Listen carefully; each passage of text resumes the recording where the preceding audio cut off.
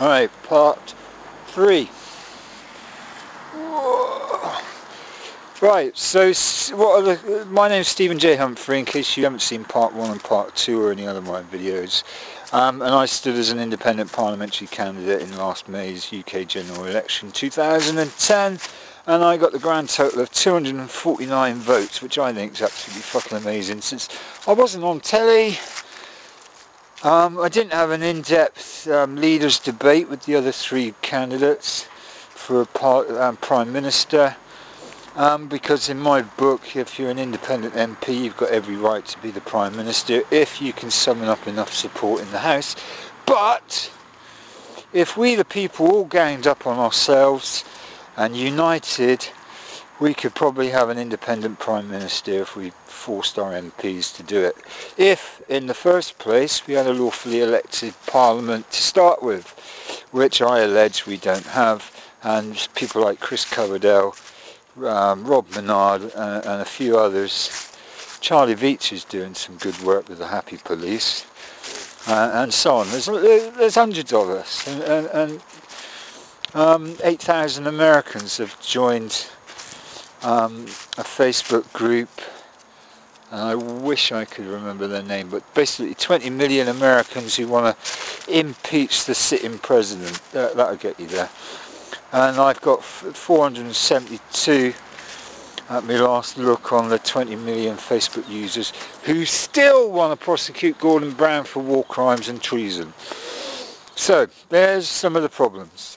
Right, let's make it a bit relevant to you guys. Right, the Tories, Lib Dem coalition government, are now pushing forward with this austerity agenda given to them by the IMF, World Bank and International Bank of Settlements, which is basically fraud, and it's been fraud since 1911 when they signed off on the Parliament Act 1911, which I allege is the root of all our modern problems of the last 100 odd years. And next year I'm hoping to get that fucking horrible piece of paper repealed, on the grounds that Her Majesty the Queen has broken her coronation oath, as people like Chris Coverdale, John Hurst, and the UK column guys and the UK Independence Party, and I suspect Nigel Farage, if you asked him, would probably confirm, as he's an MEP, and as far as I'm concerned, he's got the luck of the gods on his side. But anyway, so there's some of the problem. The kids' tuition fees going up by 300%. That's provoked all of these NUS riots and the strikes and the walkouts and things like that. Are some of the problems that we are reacting to. Now, they are in. We've tried bloody riots and we've tried protests. I mean, we had the French Revolution. That's got to be the ultimate riot, where we the people, backed up by Rothschild's money and the merchant bankers and probably the Queen of England, because we were enemies at the time. Sorry, King George, since he was fighting the French and the Americans at the same time, and the Spanish and God knows who else at the same time. Right, anyway, we've tried protesting on the street. Millions of us have marched. I remember the Vietnam War. Thousands of us, millions of us marched against the Vietnam War. Thousands of us marched against the first Gulf War, the Persian Gulf War, as you Americans like to call it.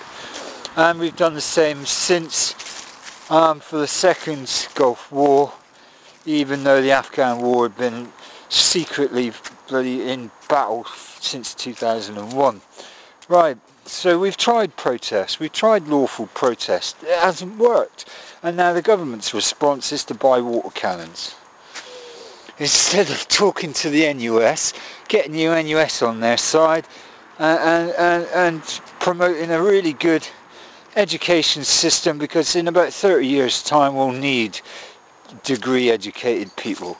And if they hadn't ballsed up the education system for the last 50 fucking years, Britain would probably still be the world's governor.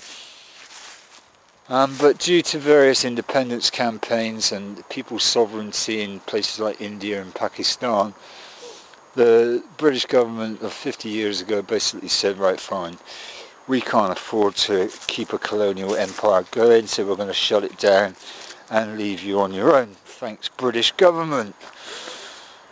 But anyway, so there are some of the reactions. I don't know if I'm making any sense, but this has got to be a Christmas lecture, fucking special. But anyway, so people like John Hurst, a former police officer from Wales, is now fighting his council tax because on the grounds that a portion of that council tax goes to the European Union. The European Union is itself invalid, and we, the British people, the English people in particular, are not allowed to be governed from a foreign nation like Europe or America, which basically ties in with the Magna Carta, the Bill of Rights 1689, and the more recent Human Rights Act, which we could quite lawfully ignore, because if the Parliament Act 1911 invalidated every single parliament since 1911, which is what I claim, and I've got evidence to back up, then we haven't got a lawfully elected parliament. And all of the BBC and the Sky and the NBC News and everyone seems to think we have a validly nominated, validly elected government. We do not.